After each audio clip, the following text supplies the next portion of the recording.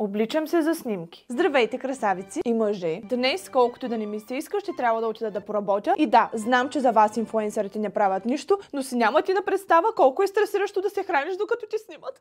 Започваме с ето тези широки дънки, с които преспокойно мога да се пусна в някой клип на Миш Шамара. Завърти се! И продължаваме с ето тази бяла риска. Не знам сега в Хепи битки ли правят какво правят, ама с тая риза ще избия оборота. И след като старателно загащих и измачках ризата си, е време за сакенце. Не за пиене, за обличане.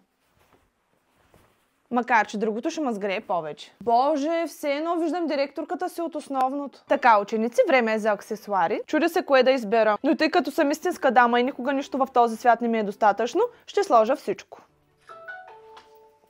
Пак известия от фенове. И за мое огромно съжаление, току-що забелязах, че колкото и да се старая, фонджутенът ми винаги е една крачка пред мен. Мръсник. И тъй като нямам време да се преобличам, ще направя дефекта в ефект. И след като се накичих като кон за Тодоров ден, е време и за любимата ми част.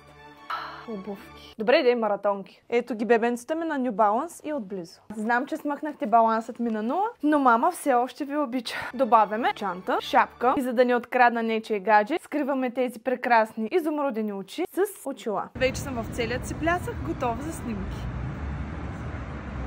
Чувам да се прооблека.